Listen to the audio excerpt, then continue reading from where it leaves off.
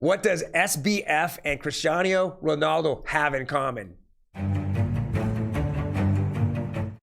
Absolutely nothing, except both of them are in today's news. Welcome, OG crypto and NFTers. My name is Troy, and every day we go over the latest news in, yes, SBF. I can't wait to get done saying that. Digital assets and NFTs. We have several cool kind of NFTs that have just popped out, are going to actually mint really soon. We have a couple of articles for digital assets. And before we jump into all that, let's go hit that subscribe button. Boom, boom. We are growing this channel. I know, one SBF hater at a time. All right, let's jump right into it. CNBC, this is just a nightmare. Collapsed crypto exchange FTX owes top 50 creditors over $3 billion, new filing says. Guys, I just can't believe the stupidity of venture capitalists, including Kevin O'Leary. How do you actually put money in this unless you're taking it on the back end or you're just a moron? Really, how do you put other people's money into this and then think that you're going to get a return off a guy who's not transparent, who's lying through his teeth? I get it. I didn't know about it.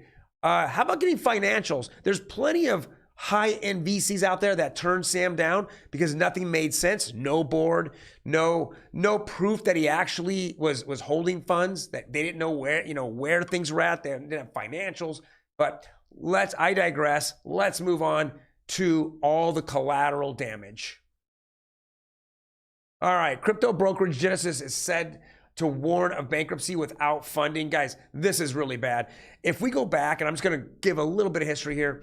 Digital Group actually is the parent company. They also own the Grayscale Bitcoin Trust, and they also have Genesis and Genesis Financial. And so what's happened here is that way back in the collapse of Luna, it kind of took out Three Arrows Capital. Well, I think we all think that Sam Bankman-Fried had a lot to do with Luna collapse, but it took out Three Arrows Capital and Celsius. Well, Genesis had invested quite a lot of money in there, and they had to get bailed out. Well, one of the bailouts was $1 billion that the parent company, Digital Asset Group, actually came out with.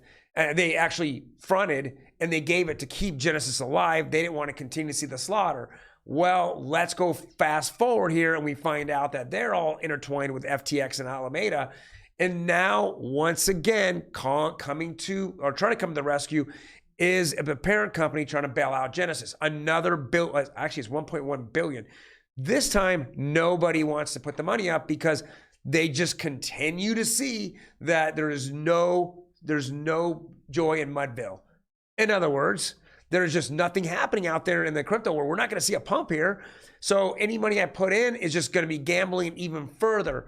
So with that being said, I don't know. Is Genesis going to go bankrupt, or is there going to be a liquidation, or the creditors are going to push it into bankruptcy? That $1 billion that was actually issued from the parent company who borrowed it, I'm hearing those creditors are knocking on the door and say, we want the money, because there's no way that if the crypto market keeps going down, that they're ever going to even recover any of it.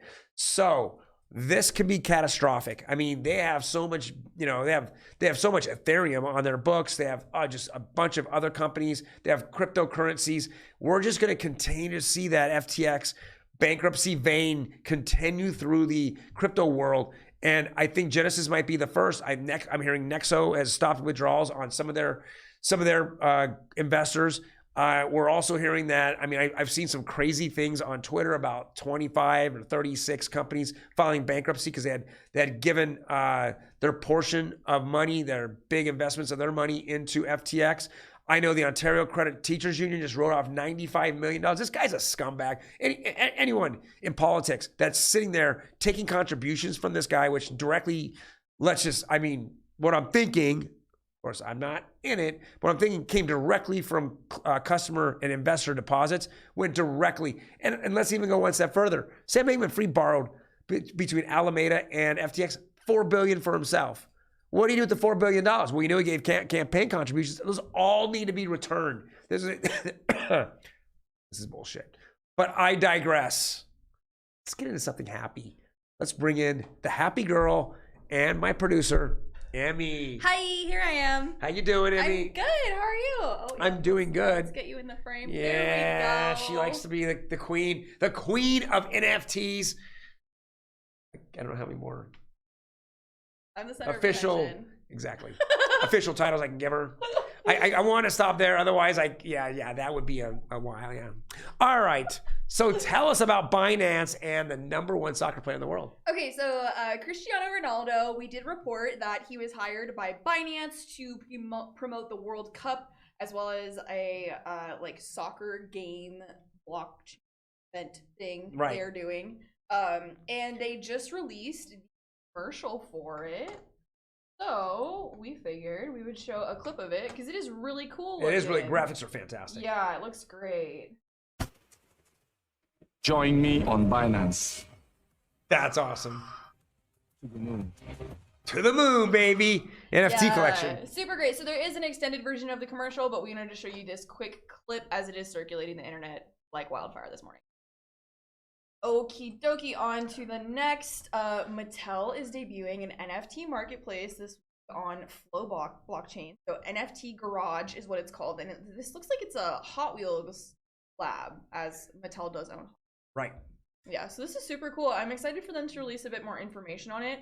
I've only really found this on Metaverse. A lot of the big Web3 news outlets that we tend to pull articles from have not been reporting on this yet. So this is a hot scoop just from us guys.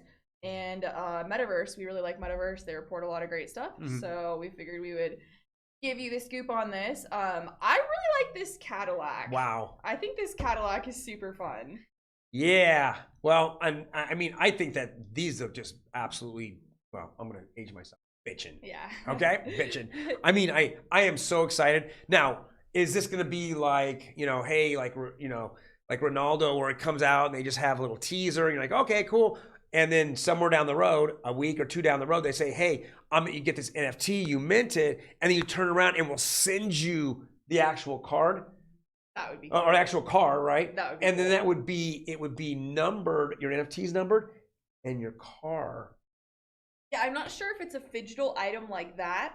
It seems like these bigger companies, strategies, they use little drips of this, information, this, and that. So as we get more info on this, we'll definitely be back. Yeah, so get in your childhood, guys out there, girls that liked Hot Wheels. Yep. This looks really. Yeah, they're definitely really checking off the nostalgia box. Yeah. Well, here's the alcohol box that we're gonna check off here. I think both me and Emi separately enjoyed separate alcohol adventures this weekend. We did. Yep. I think yours were a bit more intense than mine. Oh my God. We met at an AA meeting. Yeah. Yeah. And it's not who you think the counselor is. All right.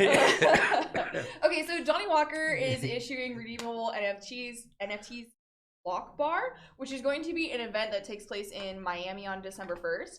Now, the part of this project that is very, very interesting to us is holders of the NFT get to vote on artwork that appears on the bottles and receive a signed, serial numbered, commemorative piece of artwork while enjoying an elevated Johnny Walker Blue Label taste experience. Oh my God.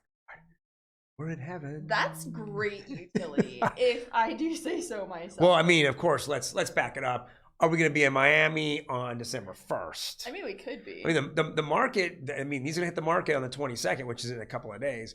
Then you go and redeem them in Miami. But, you know, I'm not sure that we're allowed back in Miami. We got kicked out a couple of years ago. So I know it's a citywide issue, but we can probably sneak in. She used to have pink hair, so that might... You won't recognize me. Yeah. Yeah, so it looks like there is an artist, Vandy the Pink. If you are a person who gets the VIP access, you will get a chance to meet them. And they state that Johnny Walker Blue Label has become a recognized symbol of prestige.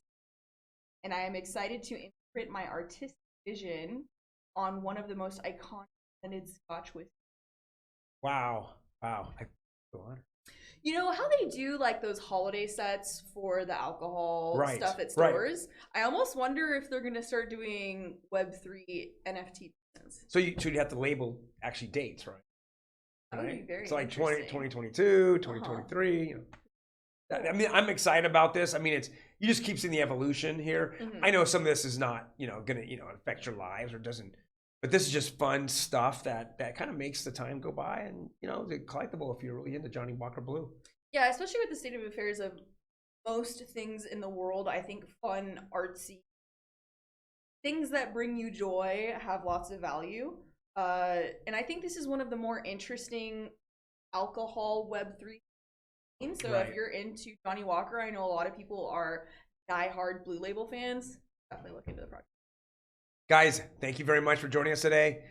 We will be back tomorrow. If you like what we're hearing, hit that like button. Otherwise, comment below. Are you a Johnny Walker Blue kind of person? Or are you a Jack Daniels? Or are you just alcohol?